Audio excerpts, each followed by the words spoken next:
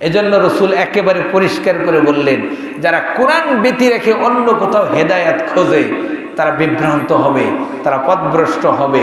হ্যাঁ, এটাও মনে রাখতে হবে, এই কথা বোঝার সুযোগ নাই। আপনি কোরআন থেকে নেবেন, একটু খেয়াল করেন। আমরা হাদিস পড়ব, অবশ্যই পড়ব, কিন্তু সেটা কার অধীনে বলতে পারেন? কোরআনের অধীনে। আজকে আমাদের দেশে হাদিস চর্চা হয়, অনেক চর্চা হচ্ছে হাদিস নিয়ে। আপনাকে বুকে হাতে বলতে পারবেন, যেই হারে কোরআন হাদিসের চর্চা হয় সেই হারে কি কোরআনের চর্চা হয়? সম্মানিত মুসলিম কেরাম, আজকে আমাদের আলোচনার ধারাবাহিক বিষয় হচ্ছে কদর, সাথে সাথে আলোচনা হবে আমাদের সদকায়ে ফিতির এবং ঈদ উল ফিতরের আমল। আল্লাহ পাক আমাদেরকে জানার, বোঝার, সে অনুযায়ী আমল করার তৌফিক দান করুন, আমিন। আমরা গত জুম্মায় যেটা আলোচনা করতেছিলাম, সূরা কদরের কিছু বিষয় নিয়ে আমরা আলোচনা করেছি। আজকে আমরা সেই জায়গায় থেকে শুরু করব। রাত রয়েছে অনেক, এই রাতগুলোর ভিতরে সবচাইতে উত্তম রাত আল্লাহর নিকটে হচ্ছে লাইলাতুল কদর। যত রাত আছে তার ভিতরে সবচাইতে সম্মানী রাত হচ্ছে কি? কদরের রাত। এই কদর রাতের মর্যাদার পিছনে কারণ হচ্ছে একটি, সেটি হলো আল্লাহ পাক এই রাত্রিতে কোরআন নাজিল করেছেন, কোরআন নাজিলের সূচনা করেছেন, এই জন্য এই রাতের মর্যাদা। আবার 12 মাসের ভিতরে আমরা যে পবিত্র মাহে রমজানের যে মর্যাদা, মাহে রমজানের যে ফজিলত, এটি হচ্ছে কোরআনকে ঘিরে। এই জন্য মাসের মর্যাদা কোরআনের কারণে, রাতের মর্যাদা কোরআনের কারণে। এখন আমরা কদর চাই, কিন্তু আমরা কেউ কোরআন চাই না। যদি বলেন কিভাবে, আমরা গত জুম্মায় জানাতে চেয়েছিলাম, আল্লাহ পাক ইরশাদ করছেন, তানাজ্জালুল মালাইকাতু ওয়ার রূহু ফিহা বিইذনি রাব্বিহিম মিন কুল্লি আমর। আল্লাহ পাক এই রাত্রিতে অসংখ্য ফেরেশতা জিবরাইল আমিনের নেতৃত্বে নাজিল হয় আল্লাহর নির্দেশেই। আর এই রাত্রে রয়েছে সমস্ত প্রকার আদেশ, সমস্ত প্রকার বিষয়ের নিয়ম কানুন, অনেক কিছুই রয়েছে এই রাত্রিতে। সাথে সাথে আবার ওখানে আল্লাহ বলছেন আমরিন সালাম, শান্তির যত নিয়ম কানুন হতে পারে, শান্তির যত বিধান হতে পারে, সবগুলো কী করেছেন? এই রাত্রিতে আল্লাহ পাক দান করেছেন। আমরা কদরের রাত্রিতে একটি রাত শান্তি দিয়ে ভরা, নিরাপত্তা দিয়ে ভরা, সমস্ত প্রকার নিরাপত্তা রয়েছে রাত্রিতে, কারণ এই রাত্রিতে কোরআন নাজিল হয়েছে। তা আমরা আলোচনা করেছিলাম এই বিষয়ে যে ব্যক্তি কোরআন দিয়ে আমরা জীবন গড়তে পারি, যেই পরিবার কোরআন দিয়ে জীবন গড়তে পারে, যেই সমাজ কোরআন দিয়ে জীবন গড়বে, যেই ভূখণ্ড কোরআন দিয়ে তার দেশকে পরিচালিত করবে, সেই দেশেও থাকবে শান্তি, সেই দেশেও থাকবে নিরাপত্তা, সেই দেশে থাকবে কল্যাণ, সেই দেশে থাকবে উন্নতি। এই কথাটা এখান থেকে বোঝা যায়, এই কথাটি এখান থেকে জানা যায়। এখন এখানে বললেন আমরিন, এই কথায় সূরা দোখানে আল্লাহ বলছেন আমরিন হাকিম, প্রজ্ঞাময়। আল্লাহ পাকের যত আদেশ নিষেধ রয়েছে আল্লাহ পাক এই রাত্রিতে কি করেন?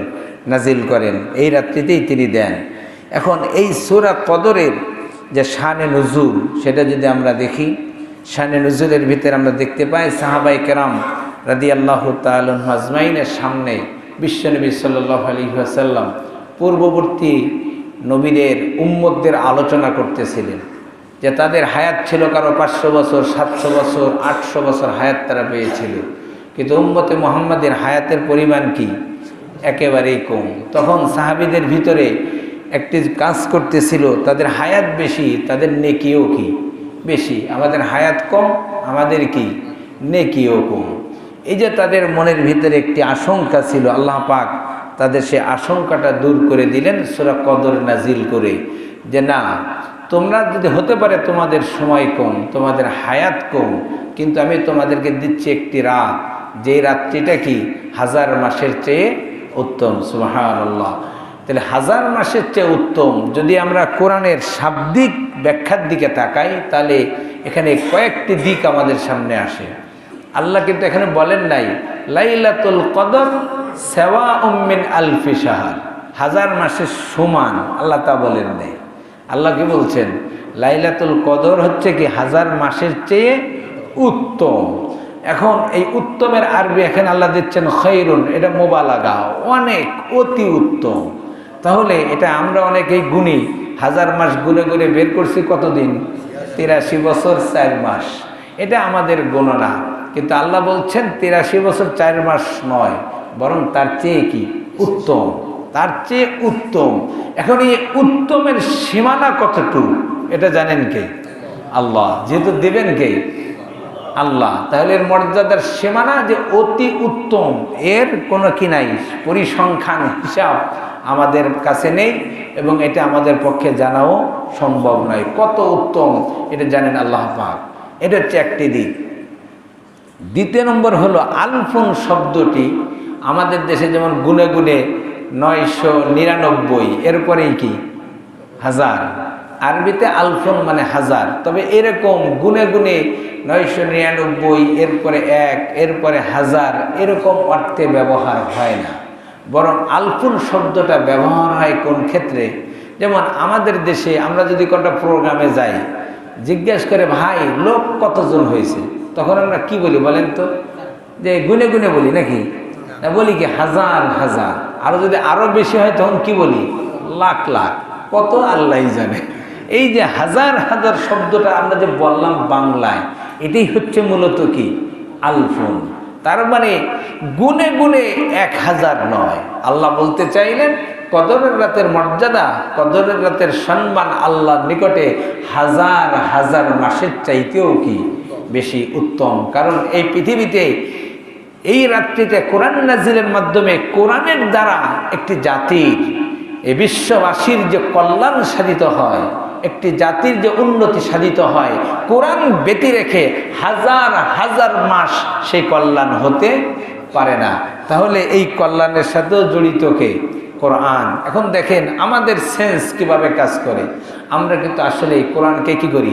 সম্মান করি, ভালোবাসি। কে বলেন করি না? করি। কিভাবে? দেখুন, কোরআনের যে ছাপা হয়েছে যেই কাগজে, এটাও কি কাগজ।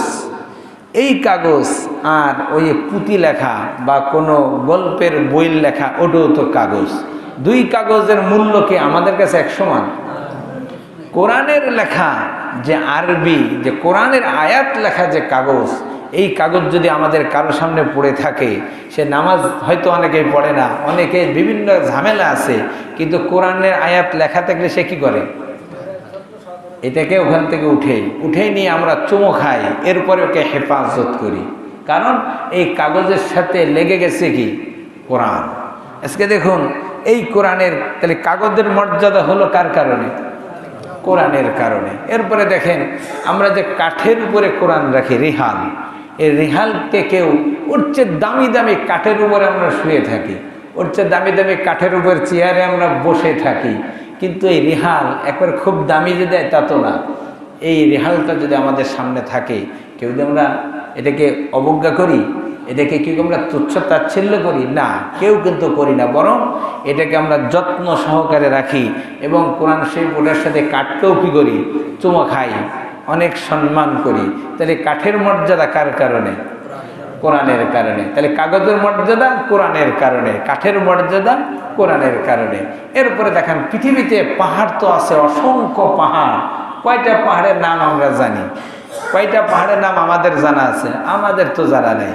কিন্তু জাবালে নূর, গারে হেরা, এর নাম জানে না পৃথিবীতে এমন কোনো মানুষ আছে? যেই পাহাড় কোরআন দিয়ে কোরআন নাজিল হয়েছে, সেই পাহাড়ের নামই হচ্ছে কি জাবালে নূর, নূরের পাহাড়। আপনি যদি যারা গিয়েছেন, আমার কাছে মনে হয়, আমি জানি না এর ব্যাখ্যা কি, সেটি হলো যদি আপনি দূরের থেকে দাঁড়িয়ে জাবালে নূরের দিকে তাকান, তাহলে একটা জিনিস দেখতে পাবেন, যদি আপনি গভীরভাবে দেখেন, সেটি হলো যেন মনে হয় যেই রাতে কোরআন নাজিল হয়, কোরআনের ভারে জাবালে নূর, গারে হেরা একেবারে ধসে গেছে। আপনি খেয়াল করে দেখেন, এই পাহাড়টা 4টে দিক আছে না? কিন্তু যেই দিকে কি আছে? গারে হেরা, হেরা গুহাটা যেই জায়গায় আছে, ওই দিকটা দেখবেন দূরের থেকে একেবারে কি হয়েছে? ধসে গেলে যেমন হয় পাহাড়, ধসে গেলে যেমন হয় ঠিক তেমনি একটি দৃশ্য আপনি দেখতে পাবেন এই জাবালে নূর গারে হেরা। তাহলে জাবালে নূরের নাম আমাদের মনে আছে কেন? এই পাহাড়ে কোরআন নাজিল হয়েছে। গারে হেরা এই পাহাড়ের নাম আমাদের মুখস্থ আছে কেন? এই গুহার ভিতরে কোরআন নাজিল হয়েছে। তাহলে পাহাড়েরও মর্যাদা। আজকে পৃথিবীতে আমরা মক্কায় যখন যাই কত পাহাড়ি তো আছে, কোনো পাহাড়ি কি কেউ উঠি? কত কষ্ট করে সেই জাবালে নূরে আমরা উঠি। হে গারে হেরা, উপর থেকে আবার নিচে নামতে হয়, অনেক রিস্ক থাকে, তারপরেও কি আমরা সেখানে নামি। 2 রাকাত নামাজ পড়ার মনের ভিতরে আকুল ব্যাকুল হয়ে পড়ে, কারণ এখানে কোরআন নাজিল হয়েছে। এছাড়া তো এর কোনো আলাদা কোনো কেরামতি আছে নাকি? মর্যাদা, কারণ এই পাহাড়ে কোরআন নাজিল হয়েছে, এই গুহায় কোরআন নাজিল হয়েছে। এই জন্য এই পাহাড়ের মর্যাদা, এই গুহার মর্যাদা। আপনারা যদি কেউ যান, যা একটু দেখবেন, এটা হচ্ছে ওই গুহার ভিতরে। আপনি ওই হেরা গুহার যে উপরে, ওখানে দাঁড়াবেন পাহাড়ের উপরে, যদি দূরবীন নিয়ে যান, দূরবীন নিয়ে তাকাবেন, দেখা যাবে কি যেই জায়গাটাকে গারে হেরা, হেরার যে গুহাটা, ওইটার সুড়ঙ্গর যে মুখটা, এটা হচ্ছে একটা সরাসরি কাবার দিকে। সুবহানাল্লাহ। এই গুহার মুখটা হচ্ছে কি একেবারে, আমার তো আর দূরবীন নাই, এই যারা দূরবীন আছে আমি বললাম আমাকে দেন তো, আমি একটু দেখি। দেখলাম এখন তো অনেক বিল্ডিং হয়েছে। রসুল যখন গেছেন তখন কি বিল্ডিং ছিল না, তখন দূরত্ব খুব বেশি না। বিষয়টা আমার কাছে যেন মনে হয় বিশ্বনবী মুহাম্মদ রাসূলুল্লাহ সাল্লাল্লাহু আলাইহি ওয়াসাল্লাম গারে হেরায় যে তিনি ধ্যানমগ্ন হতেন, এটা একেবারে সরাসরি কার দিকে তাকিয়ে, কাবার দিকে তাকিয়ে তার মনোযোগ, তার ধ্যান ছিল কাবাকে ঘিরে, কাবার দিকে তাকিয়ে তিনি ধ্যান করতেন। এমন একটি জিনিস এখান থেকে আমরা পাই। তাহলে দেখুন, পাহাড়ের মর্যাদা কোরআনের কারণে, গুহার মর্যাদাও কি কোরআনের কারণে, মাসের মর্যাদা কোরআনের কারণে, আর রাতের মর্যাদাও কোরআনের কারণে। আর আল্লাহ রাব্বুল আলামিন আমাদেরকে কি বলছেন? কুনতুম খায়রা উম্মাহ, তোমরা হচ্ছে কি সর্বোচ্চ মর্যাদাবান উম্মত। সুবহানাল্লাহ। যত উম্মত আল্লাহ পৃথিবীতে পাঠিয়েছেন, সবচেয়ে সম্মানী কারা? আমরা। কারণ আমাদের কাছে কি আল কোরআন, আমাদের কাছে কোরআন, এই জন্য কি আমরা সম্মানিত। আরও যদি তাকান, বিশ্বনবী মুহাম্মদ রাসূলুল্লাহ সাল্লাল্লাহু আলাইহি ওয়াসাল্লাম, তিনি হচ্ছেন ইমামুল আম্বিয়া, ইমামুল মুরসালিন। তার মর্যাদা সবচেয়ে বেশি, কারণ তার উপরেও কি নাজিল হয়েছিল এই কোরআন। এভাবে করে যদি আমরা এগুলো বলতে থাকি, দেখা যাবে অনেক কথাই আসবে। তাহলে কোরআনের কারণেই কি হয়? রাতের মর্যাদা, ব্যক্তির মর্যাদা, মাসের মর্যাদা, কোনো জিনিসের মর্যাদা হয় কাকে ঘিরে? কোরআনকে ঘিরে। তা আজকে আমরা যদি ঠিক সম্মানিত হতে চাই, উন্নত জাতি হতে চাই, তাহলে আমাদেরকেও সম্পর্ক রাখতে হবে কার সাথে? কোরআনের সাথেই আমাদেরকে সম্পর্ক রাখতে হবে। যদি যথার্থ সম্পর্ক আমরা কোরআনের সাথে রাখতে পারি, তাহলে আমরাও কি হব? সম্মানিত হব, আমরাও মর্যাদাবান হব পৃথিবীতে। দেখুন, আল্লাহ রাব্বুল আলামিন রাসূল সাল্লাল্লাহু আলাইহি ওয়াসাল্লামের মাধ্যমে যেই জাতি তৈরি করেছিলেন কোরআন দিয়ে, তাদের মর্যাদা কত ছিল! আল্লাহু আকবার। তাদের মর্যাদা কি? এই কোরআনের স্পর্শে এসে, রসুলের সান্নিধ্যে এসে তারা দুনিয়ার থেকেই কি জান্নাতের সুসংবাদ পেয়েছেন। তারা দুনিয়ার থেকে ক্ষমার ঘোষণা তারা পেয়ে গেছেন। যারা রসুলের সাথে থাকতেন সাহাবায়ে কেরাম রাদিয়াল্লাহু তাআলা আজমাইন, তাদের অনেকেই জান্নাতের সুসংবাদ পেয়েছেন, আবার অধিকাংশই কি করেছেন? তারা ক্ষমার ঘোষণা পেয়েছেন সাহাবায়ে কেরাম। কারণ তারা কোরআন দিয়ে নিজেদেরকে সাজিয়েছিলেন, তারা কোরআন দিয়ে নিজেদেরকে, কোরআনের রঙে নিজেদেরকে রঙিন করেছিলেন। এই জন্য ছিল তাদের মর্যাদা। সম্মানিত ভাইরা, এই জন্য কোরআন নাজিলের মাস আমাদের থেকে বিদায় নিয়ে যাচ্ছে। আজকে রমজান মাসের জুমা আর অন্য মাসের জুমা মর্যাদার দিক থেকে রমজানের জুমার মর্যাদা কি বেশি। আবার আমাদের দেশে শেষ জুমাকে বলা হয় বিদায়ী জুমা, জুমাতুল বেদা। এটা আমাদের দেশের, এটা আমাদের বানানো শব্দ। জুমাতুল বেদা বলতে কোনো জুমা শরীয়তে নেই, কোরআন এবং সুন্নায় নেই, এটা আমরা বলি বিদায়ী জুমা। এই দিক থেকে আমরা বলে থাকি। এই জুম্মা আমাদের থেকে বিদায় দিচ্ছে মাহে রমজানকে, রমজান আমাদের থেকে বিদায় নিয়ে যাচ্ছে। এই মাস তো আমাদের নিকটে নিয়ে এসেছিল রহমত, এই মাস আমাদের নিকটে নিয়ে এসেছিল মাগফিরাত, এই মাস আমাদের নিকটে নিয়ে এসেছিল আল্লাহর পক্ষ থেকে নাজাত। এই মাস নিয়ে এসেছিল আমাদেরকে সেই ঘোষণা, যেই রাতের এই মাসের প্রত্যেকটা রাত্রিতে আল্লাহ পাক বান্দাদেরকে মাফ করে দেন। এই মাসে কত মর্যাদা মুহাম্মদ রাসূলুল্লাহ সাল্লাল্লাহু আলাইহি ওয়াসাল্লাম আমাদেরকে জানিয়েছেন যে এই মাস যখন শুরু হয় ফেরেশতাদের ঘোষণা হতো কি, ইয়া বাগিয়াল খাইরে আকবিল, ইয়া বাগিয়াশ শাররে আকসির। এই মাস যখন শুরু হতো ফেরেশতাদের পক্ষ থেকে ঘোষণা হতো, হে কল্যাণকামীরা, যারা কল্যাণের পথে থাকো তোমরা এগিয়ে যাও, আর যারা গুনাহ করছো তোমরা থেমে যাও। এই ঘোষণাটা ফেরেশতারা এই মাসের শুরুতেই দিয়েছিল যে যারা কল্যাণ কামনা করো তারা এগিয়ে যাও, আর যারা গুনাহ করছো তারা কি, থেমে যাও। তা আলহামদুলিল্লাহ অনেক মানুষ আমরা যেইভাবেই ব্যাখ্যা করি না কেন, রমজান মাসে আমাদের অনেক ভাই স্বাভাবিক অন্য মাসে যে গুনাহ করে রমজান মাসে সেটা করে না। অনেকটাই ভালো থাকার কি করি আমরা চেষ্টা করি রমজান মাসকে। তো এই রমজান মাসের বিদায়টা আমরা কিভাবে দেব? রহমতের মাস, মাগফিরাতের মাস, নাজাতের মাস আমাদের থেকে বিদায় নিয়ে যাবে, কিভাবে নেবে? আমরা যদি রাসূলের এই হাদিসের দিকে তাকাই, বাউদা মান আদরাকা রমজান ফালাম ইউগফার লাহ, ওই ব্যক্তি ধ্বংস হোক যে ব্যক্তি রমজান পেল কিন্তু সে তার গুনাহ মাফ করাতে পারলো না। রমজান পাইছি কিন্তু যদি গুনাহ মাফ না হয় তাহলে আমি কি ধ্বংস, আমরা কি ধ্বংস। এই রহমতের মাস আমাদের থেকে বিদায় নিয়ে যাচ্ছে। এখন আমাদের কপালে কি ধ্বংস নাকি আমাদের কপালে সফলতা, কোনটা? এটা তো আমাদের একটু কি করা দরকার, আত্মপর্যালোচনা করা দরকার যে এই মাস আমাদের থেকে চলে যাচ্ছে, আর কয়েকটা দিন বাকি। রাসূল যেহেতু বলছেন যে ওই ব্যক্তি ধ্বংস যে ব্যক্তি ক্ষমা পায় না, তাহলে ধ্বংস যেমন আছে সফলতাও কি আছে। তা সফল কে আর ধ্বংস কে, এটা তো আমাদের জানা দরকার। যদি আমি ক্ষমা পেয়ে থাকি আলহামদুলিল্লাহ তাহলে আমি সফল, আর যদি ক্ষমা পেয়ে না থাকি তাহলে আমি কি ধ্বংস। এটা বোঝার জন্য কারো লাগবে না, নিজে নিজেই নিজের সাথে একটু বোঝাপড়া করি।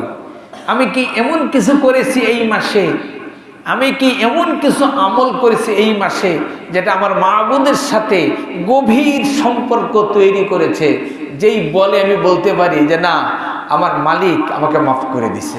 এমন কিছু কি আমাদের করেছি আমরা? এটাকে নিজে আপনার আমাকে উত্তর দেওয়ার দরকার নাই, নিজেরা নিজেরা একটু ভাবি এমন কিছু কি আমরা করেছি যেটা মনে হয় যে আমার ক্ষমা হয়ে গেছে, আমার মাফ হয়ে গেছে, এমন কিছু কি আমরা করেছি? আমাদের কাছে তো রমজান এটা গতানুগতিক, এটা একটা অনুষ্ঠানের মতো। এ রমজান আসে রমজান যায়, আমরা সাহারি খাই, ইফতারি করি, অথচ এটা নিয়ে আমরা পর্যালোচনা করি না। বরং এই মাসে অনেক হঠকারী ব্যক্তি তার হঠকারী কাজ করে, অনেক উল্টাপাল্টা করে। রমজান মাসকে তারা মনে করে সারা বছরের কামাই করার মাস। হ্যাঁ, যে সব যারা কামাই করবে সারা বছরের সব তারা কামাই করবে। আর ব্যবসায়ীরা কি করে? সারা বছরের কামাই করে কি রমজান মাসে। আহা, অথচ পৃথিবীতে আমরা দেখি ফেসবুকে যে অনেক দেশ রমজান মাসের কারণে জিনিসপত্রের দাম তারা কি করে কমায় দেয়। আর আমাদের দেশ শতকরা 90-95 জন মুসলমানের দেশে সারা বছরের ব্যবসা করে কোন দিনে? এই রমজান মাসে আর কুরবানিতে। আর সারা বছর না করলেও কি চলে, এরকম ব্যবসা আমরাও করি। তাহলে সবও কামাই করি, আবার কি একটু হঠকারী কাজও আমরা করি। তা আমাদের এই দিনে আজকে আত্মপর্যালোচনার জন্য আমরা সকলেই একটু নিজেদের দিকে তাকাই। এই মাসকে আমাদেরকে সফলতা দিল নাকি এই মাস আমাদের ধ্বংস ডেকে আনলো? হ্যাঁ, এখানে আমাদের কারো মনের ভিতরে সেদিন কোন জায়গা জন্য কথা বলতেছিলাম, এক ভাই বলতেছে যে আল্লাহ এইগুলোও মাফ করবি, এটাও মাফ করবি, মানে তার কাছে মনে হচ্ছে এত গুনাহকে আল্লাহ মাফ করবি, তা মানে তার কথায় বোঝা যাচ্ছে। অথচ আল্লাহ রাব্বুল আলামিন কি বললেন? কুল ইয়া ইবাদিয়াল্লাযীনা আসরাফু আলা আনফুসিহিম লা তাকনাতু মির রাহমাতিল্লাহ ইন্নাল্লাহা ইয়াগফিরুয যুনুবা জামিআ। আল্লাহ নিজেই ডাক দিয়ে বলছেন, হে নবী আপনি বলে দেন, ও আমার বান্দারা যারা গুনাহ করেছো, নফসের উপরে জুলুম করেছো, আমার নিকটে চাও, আমি মাফ করে দেব। আমার রহমত থেকে তোমরা নিরাশ হইও না। আল্লাহর রহমত কত! আল্লাহু আকবার। আল্লাহর রহমত যদি 100 ভাগ করা হয়, তার 1 ভাগ পৃথিবীতে ছেড়ে দিয়েছেন, আর 99 ভাগ কার কাছে? আল্লাহর কাছে। 1 ভাগের চোটে আমরা সন্তানকে কিভাবে আগলে রাখি, একটা মুরগি তার বাচ্চাকে কিভাবে আগলিয়ে রাখে, এই যে হেফাজত, রহমত, ভালোবাসা দিয়ে 1 ভাগের অবস্থা যদি এই হয়, তাহলে 99 ভাগ এটা কত বড়! আল্লাহু আকবার। এই জন্য হাদিসে কুদসিতে আছে, আল্লাহ পাক বলছেন, বান্দা আমার ব্যাপারে যেই রকম ধারণা করে আমি তার সাথে সেই রকমই কি করি? আচরণ করি। হাদিসে কুদসি আল্লাহ কি বলছেন? আমার বান্দা আমার ব্যাপারে যেমন ধারণা করে আমি তার সাথে কি করি? সেই আচরণই করি। কেউ যদি মনে করে যে না, এত গুনাহ মাফ কি আল্লাহ করতে পারে, তাহলে ও কপাল পোড়া। তাহলে কি কপাল পোড়া? তাই না? আল্লাহর ব্যাপারে ধারণাটা কি? সংকীর্ণ। এত গুনাহ কি আল্লাহ মাফ করতে পারে, তাহলে আল্লাহ তার সাথে ওই রকমই আচরণ করবেন। আর কেউ যদি মনে করে আমার গুনাহ হতে পারে আসমান জমিন সমান, আমার গুনাহ হতে পারে তার চাইতেও বেশি ভারী, কিন্তু আমার আল্লাহর রহমত তার চেয়ে বেশি, সুবহানাল্লাহ, আমার আল্লাহর রহমত কি তার চেয়েও বেশি, এই যে কনফিডেন্স, এটা থাকতে হবে অন্তরে। কনফিডেন্সের ঘাটতি আছে আমাদের, বিশ্বাসের কি আছে? ঘাটতি আছে আমাদের। সাহাবাই কেরাম রাদিয়াল্লাহু তাআলা আজমাইন, তাদের এই ঘাটতিগুলো তারা যে ছিল না, যখন যেভাবে শুনেছে তারা সেভাবেই কি আমল করেছে। এই জন্য বিশ্বাসের লেভেলটা থাকতে হবে। আমার গুনাহ যত বড় হোক, সংখ্যায় যত বেশি হোক, ওজনে যত ভারী হোক, সবগুলো মাফ করার ক্ষমতা আছে কার? আমার আল্লাহর। বরং আমার গুনার চাইতে আমার আল্লাহর দয়া বেশি, আমার গুনার চাইতে আমার আল্লাহর রহমত বেশি। আসমানে জমিন গোটা আল্লাহর রহমত দিয়ে আল্লাহ কি করেছেন? ঢেকে রেখেছেন। এজন্য আমরা এই মাস আমাদের থেকে বিদায় নিয়ে যাচ্ছে, আমরা এই কয়টা দিনে অন্তত এই কাজা আদায় করতে পারি। কাজা আদায় মানে কি? এতদিন যে কাজটি করিনি সেই কাজগুলো এই কয়দিনে আমরা কি করি? চোখের পানি ফেলি। চোখের পানি ফেলে মালিকের সাথে কি করি? একটা গভীর সম্পর্ক গড়ে তুলি, যেই সম্পর্কের কারণে আমার মাবুদ, আমার মালিক আমাদেরকে ক্ষমা করে দেয়। তাই তো দেখা যায় সাইয়েদনা ওমর রাদিয়াল্লাহু তাআলার জীবনের ঘটনা। ঈদের দিন সবাই আনন্দ করছে, ওমর রাদিয়াল্লাহু তাআলা আনহু তিনি দরজা বন্ধ, তিনি কাঁদছেন। তাকে জিজ্ঞাসা করা হলো, আমিরুল মুমিনিন, আজকে না ঈদের দিন, আজকে না আনন্দের দিন? তখন তিনি বলেছিলেন, ঈদের দিন তো তার জন্য যে জানতে পেরেছে তার ক্ষমা হয়ে গেছে, সে মাপ পেয়ে গেছে, তার জন্য তো আনন্দ। কিন্তু আমি ওমর, আমার জানা নাই আমার কি অবস্থা, তাই আমি কাঁদতেছি। দেখুন সাইয়েদনা ওমর, সে তো জান্নাতের সুসংবাদ প্রাপ্ত একজন বান্দা নাকি? তার ব্যাপারে রাসূল বলেন নাই ওমর ফিল জান্নাহ, ওমর জান্নাতি। তারপরও সে টেনশন করতেছেন যে আমি কি ক্ষমা পেয়েছি, আমি কি আল্লাহর পক্ষ থেকে মাপ পেয়েছি। এই যে অনুভূতি তাদের ভিতরে ছিল। আল্লাহ পাক বান্দার কাপড় দেখে না, আল্লাহ পাক বান্দার চেহারা দেখে না, আল্লাহ পাক বান্দার আমলও দেখে না, আল্লাহ দেখে বান্দার মনের অবস্থা। মনের অবস্থা যেমন, তার সওয়াবের লেভেলটাও কি তেমন। মনের অবস্থা যত কনফিডেন্স, তার স্বভাবও কি তত বেশি।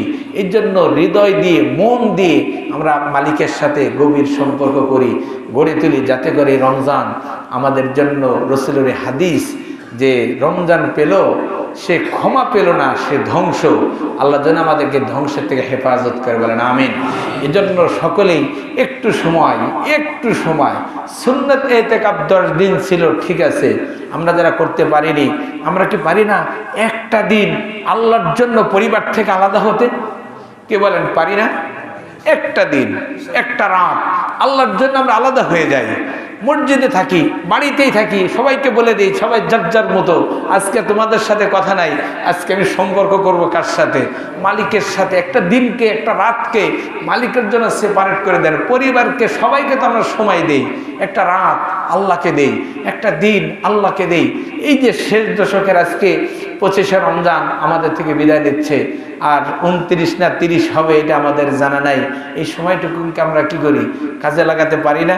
অথচ দেখা যায় কি জানেন, রমজানের শুরুতে প্রথম 1 সপ্তাহ মসজিদ থাকে ভরা, থাকে না? এরপরের থেকে কি হয়? কমতে থাকে। যেই মসজিদে মুসল্লি তো 20 কাতার, 10 দিনের মাথায় সেই মসজিদে মুসল্লি কয় কাতার? 12 কাতার। আরো কয়েকদিন পরে কি 8 কাতার, আরো কয়েকদিন পরে কি 7 কাতার। আরে আমরা তারাবি পড়ে এসে দেখি আল্লাহর কত বান্দা ঘুরে বেড়াচ্ছে, তারাবিও পড়ে নাই, এশার নামাজও পড়ে নাই, ফজর পড়ে কিনা আল্লাহই জানে। বাস্তবতা বলছি। তাহলে এই রমজান আমাদের এসেছিল ক্ষমা দিতে, আল্লাহর পক্ষ থেকে রহমত পাওয়ার জন্য। তা আমাদের একটা আত্মপর্যালোচনা করা দরকার।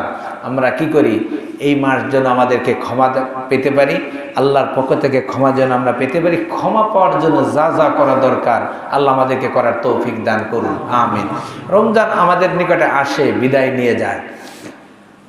এই বিদায়টা কি বন্ধুত্বের হবে নাকি বিশ্বাসঘাতকতার হবে? বিদায় দেয় তো মানুষ, দেয় না? বিদায় মানুষ দেয় ভালোবাসা নাকি শত্রুতার? বিদায়টা কোন দিক থেকে দেবে? এই মাসে আমরা কি পেয়েছিলাম? এই মাসে আমরা পেয়েছিলাম কোরআন, এই মাসে আমরা পেয়েছিলাম সিয়াম, এই মাসে আমরা পেয়েছিলাম কিয়াম, এই মাসে আমরা পেয়েছিলাম তাকওয়ার ঘোষণা। তাহলে কয়টা জিনিস? কয়টা? কোরআন, সিয়াম, কিয়াম, তাকওয়া।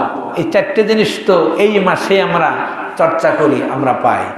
এই 4টে জিনিস রমজান চলে যাবে, আমাদের আর সিয়াম নাই সারা বছর, আমাদের আর কিয়াম নাই, আমাদের আর কি বলে কোরআনও নাই, এরপরে আমাদের কি তাকওয়ার চিন্তাও কি নাই। মানে সব এক মাসকে ঘিরে, রোজা শেষ কোরআন শেষ, রোজা শেষ সিয়াম শেষ, রোজা শেষ কিয়াম শেষ, রোজা শেষ তাকওয়া শেষ। এরকম যদি হয় তাহলে রমজানের বিদায়টা কার মতো হলো? শত্রুতার না বন্ধুত্বের? রোজার সাথে সাথে এটাকে খারাপ শব্দ বলি, একেবারে আমরাও তালাক দিয়ে দিছি, আমরাও বিদায় দিয়ে দিছি কারে? এরকম না আচরণটা? শব্দটা আমি বোঝানোর জন্য বলছি যে একেবারে সম্পর্ক ছিন্ন করে দিচ্ছে আমাদের, দিচ্ছে না? কার যদি বলতে পারবেন এরকম রমজান মাসে 30 দিন রোজা রাখছেন, বাকি 11 মাস একটা রোজা রেখেছেন, এরকম কত মানুষ আছে রাখে নাই? আছে না এরকম? রমজান মাসে কোরআন শরীফ পড়েছে, রোজা চলে গেছে, তার কোরআনও চলে গেছে। আছে না এরকম? রমজান মাসে কিয়াম করেছে, রোজা চলে গেছে, জনমের মতো কিয়ামও চলে গেছে। রমজান মাসে তাকওয়ার চিন্তা করেছিল, রোজাও চলে গেছে, তাকাওয়া ঈদের দিনের আগের রাত্রেই শেষ। কি বলেন? বাস্তবতা কি? আমাদের রমজানের সাথে বিদায়টা এটি কি ভালো? কথা বলেন নাকি ভালো বিদায় হয়? না, বিশ্বস্ততার বিদায় না শত্রুতার বিদায়? যদি এরকম হয়, সিয়াম চলে, রমজান চলে গেছে, তাই কি হয়েছে? আমরা সিয়ামকে ধরে রাখতে পারি না। কিভাবে ধরে রাখতে পারি? বিশ্বনবী সাল্লাল্লাহু আলাইহি ওয়াসাল্লাম প্রতি মাসে 3 দিন কি করতেন? রোজা রাখতেন। আইমা 20 আরবি মাসের 13, 14, 15 রোজা রাখতেন বিশ্বনবী। বিশ্বনবী বলেছেন রোজা রাখতেন প্রতি সপ্তাহে 2 দিন, সোমবার এবং কি বৃহস্পতিবার বিশ্বনবী রোজা রাখতেন। তা আমরা যদি আইয়ামে 20 রোজা রাখি, এরপরে সোমবার বৃহস্পতিবার রোজা রাখি, আশুরার রোজা রাখি, এরপরে দেখেন এই যে জিলহজ মাসের রোজার যে ফজিলত 1 তারিখ থেকে 9 তারিখ পর্যন্ত, 1 থেকে 9 তারিখ ঢালাওভাবে এই 9 দিনের রোজা অনেক মর্যাদা, বিশেষ করে আরাফাত দিনের রোজা, সেটা আমরা আলোচনা করব। এরপরে তাকান আশুরার রোজা, অনেক রোজা আছে না? এগুলো তো আমরা রাখতে পারি। কি বলেন, রাখা যায় না? যদি আমরা রাখি তাহলে কি রমজান আছে না গেছে? তাহলে কি তো রোজা আছে, রোজা বিদায় নাই। হ্যাঁ, এরপরে কোরআন, কোরআনের সাথেও আমাদেরকে রাখতে হবে, সম্পর্ক রাখতে হবে। কিভাবে? তেলাওয়াতের মাধ্যমে, বুঝার মাধ্যমে, আমল করার মাধ্যমে, কোরআনের প্রচারের মাধ্যমে। একাধিকবার আমরা বলেছি কোরআনের সম্পর্ক হয় 5 ভাবে। কয়ভাবে? একটু দেখান তো, হাত তুলে। কয়ভাবে? 5 ভাবে কোরআনের সাথে সম্পর্ক হয় একজন মানুষের। 1 নম্বরে শুদ্ধ করে পড়তে পারা, 2 নম্বরে এই কোরআনকে বোঝার চেষ্টা করা, 3 নম্বরে এই কোরআনের উপরে আমল করা, 4 নম্বরে কোরআনের তাবলীগ করা, কোরআনের প্রচার করা, 5 নম্বরে ইজহারুল কোরআন, তাজহিরুল কোরআন, এই কোরআনকে আল্লাহর এই জমিনে বিজয়ী করার জন্য ময়দানে তৎপর থাকা। এই 5টা। তাহলে 1 নম্বর হলো তাসহিহুল কোরআন, 2 নম্বর হলো কি আল আমল বিল কোরআন, তাফহিমুল কোরআন, 3 নম্বরে আল আমলু বিল কোরআন, 4 নম্বরে তাবলীগুল কোরআন, 5 নম্বরে হচ্ছে তাজহিরুল কোরআন। এই 5টা দিক থেকে আমাদের সাথে কোরআনের কি রাখতে হবে? সম্পর্ক রাখতে হবে। তাহলে আমরা রমজান মাসে অনেকেই দেখা যায় হুজুর ঠিক করে নেয় কোরআন শরীফ পড়ার জন্য, আলহামদুলিল্লাহ ভালো, রোজাও শেষ, হুজুরও শেষ। আসলে এরকম আমরা তো করতে পারি, শুরু করছি, অন্তত কি করি? শেষ করি। আমরা গত বছর ঘোষণা দিয়েছিলাম যে এই বছরে কয়জন আল্লাহর বান্দা এক বছরে কোরআনের যে কোনো তাফসির থেকে 1 খতম তাফসির আমরা পড়ব। অনেকে হাত তুলেছিলেন, আমার মনে আছে কিছু কিছু লোকের। এখন আমরা যদি আজকে জিজ্ঞেস করি এই রমজানের শেষ জুমায় এই কাজটি আমরা কি করেছি কেউ? গত বছর তো আমরা 3 জন আল্লাহ বান্দা পেয়েছিলাম যারা এক আল্লাহর বান্দা হাত দেখাইছে। আসছে নাকি এরকম যে 1 বছরে আমরা কোরআন একবার কি করেছি? শুরু থেকে শেষ পর্যন্ত অনুবাদ সংক্ষিপ্ত ব্যাখ্যা সহকারে পড়েছি। আমি 2 জনের হাত পেয়েছি। আর কেউ আছে নাকি এরকম যে কোরআনের সাথে আমরা কোরআন, রমজান মাস বিদায় কোরআনও বিদায় না, রমজান মাস কোরআন নাজির হয়েছে, আমরা 11 মাসে কোরআনের সাথে কি সম্পর্ক রাখবো? আমরা 3 জন ভাই পেয়েছি, আর একজন 4 জন ভাই পেয়েছি যারা 1 খতম কি করেছেন। এই যে 1 ভাই 5 জন যারা কোরআন বুঝে পড়ার তাগিদে 1 খতম কোরআন তারা অর্থসহ সংক্ষিপ্ত ব্যাখ্যা সহ তারা তেলাওয়াত করেছে। আল্লাহ তাদেরকে কবুল করুক, আমিন। তাই এই যে আমরা এই জায়গায় আমি প্রশ্ন করতে চাই আজকে যে যারা এই সুযোগ নেই এই রমজান থেকে আগামী রমজান পর্যন্ত আগামী বছরে আপনি যদি আমার কাছে তাফসির চান আমি আপনাকে তাফসির সংগ্রহ করে দেব।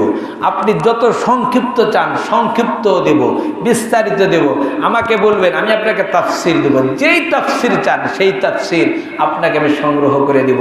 আজকে এই রমজানের শেষ জুমায়, বিদায়ী জুমায় আমরা কি আল্লাহকে জানাতে পারি রব্বুল আলামিন কোরআন নাজিরের মাস বিদায় হলে কি হবে? আমাদের মননে, আমাদের চিন্তা, আমাদের চেতনায় থাকবে তোমার কোরআন। 1 বছর আমরা কোরআন নিয়ে থাকব, এই ঘোষণাটা আল্লাহকে কে কে দিতে পারেন? 1 বছরে আমরা 1 খতম তাফসির পড়ব। এটা আমাকে হাত তুলে দেখান যে কে কে এই সিদ্ধান্ত নিতে পারি আমরা যে 1 বছরে। হাত নামায়েন না, আমি দেখব চেহারাগুলো, যদি আল্লাহ বাঁচায় রাখে আগামী বছর তো মনে থাকবে নাকি? আলহামদুলিল্লাহ। আমরা হাত তুলছি কেন জানেন? এই প্রশ্নে আমরা রমজান কোরআন নাজিরের মাস বিদায় হয়ে গেছে, কি হবে? আমরা কোরআনকে ধরে রাখবো। দিনের বেলায় কোরআন থাকবে, রাতের বেলায় কোরআন থাকবে, সিনাই কোরআন থাকবে, আমলে কোরআন থাকবে। আল্লাহ পাক যে ভাইয়েরা হাত তুলেছেন 1 বছরে শুরু থেকে শেষ পর্যন্ত আমরা দোয়া করি আল্লাহ যেন তাদেরকে 1 খতম তাফসির পড়ার তৌফিক দান করে, সকলে বলেন আমিন।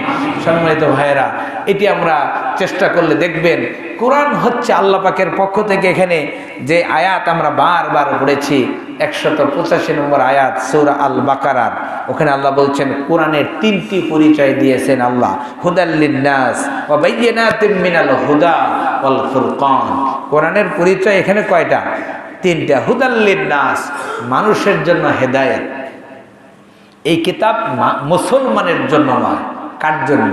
হুদাল লিন্নাস, মানবতার জন্য, মানব জাতির জন্য আল্লাহ পাক দিলেন এই কিতাব হেদায়েতের জন্য।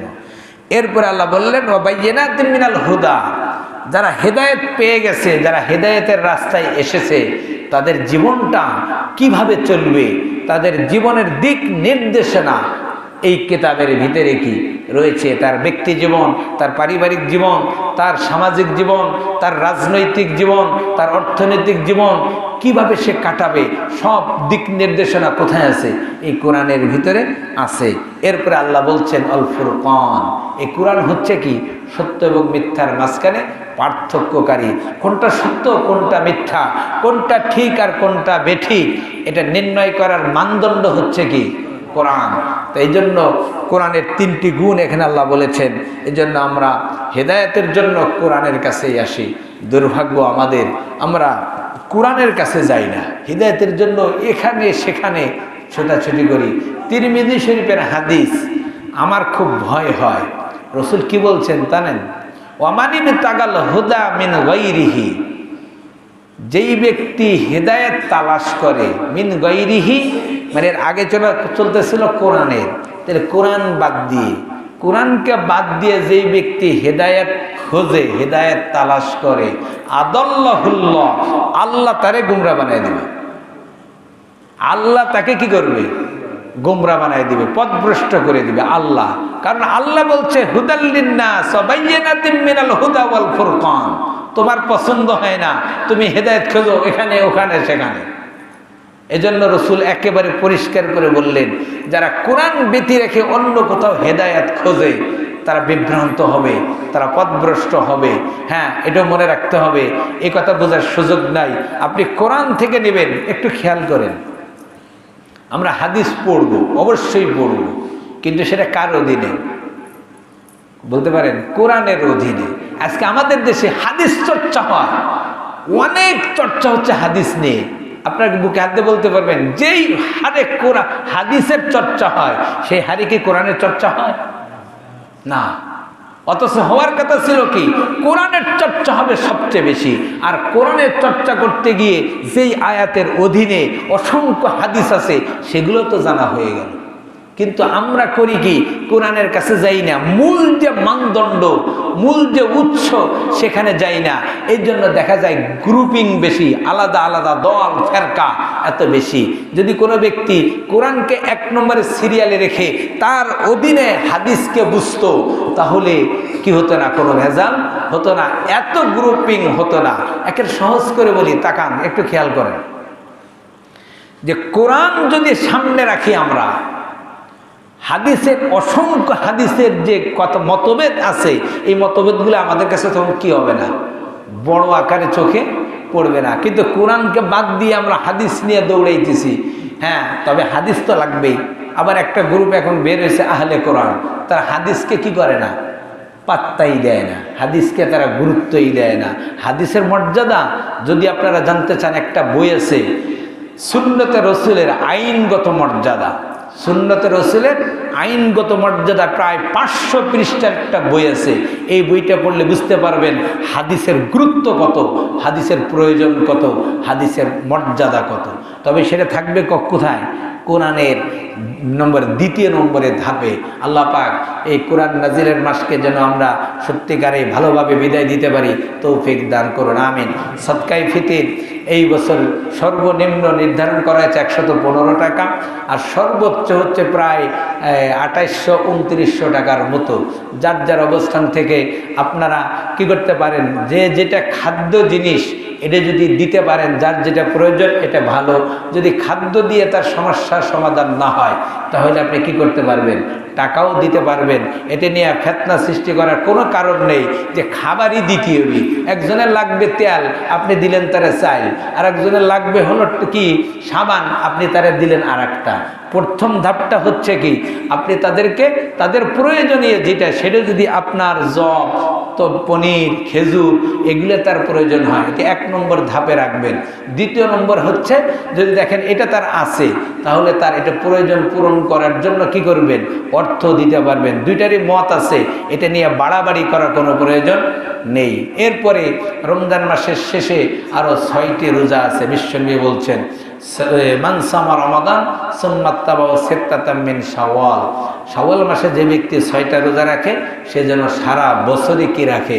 রোজা রাখে। তাই আসুন, রমজান মাসে আমরা যেভাবে সিয়াম কিয়াম তাকওয়ার জন্য ব্যস্ত ছিলাম, আল্লাহ পাক যেন আমাদেরকে সেভাবে সারাটি বছর ব্যস্ত থেকে নেকির কাম বেশি করে গুনার কাম ছেড়ে দিয়ে আমরা সত্যিকারে মুত্তাকি হতে পারি।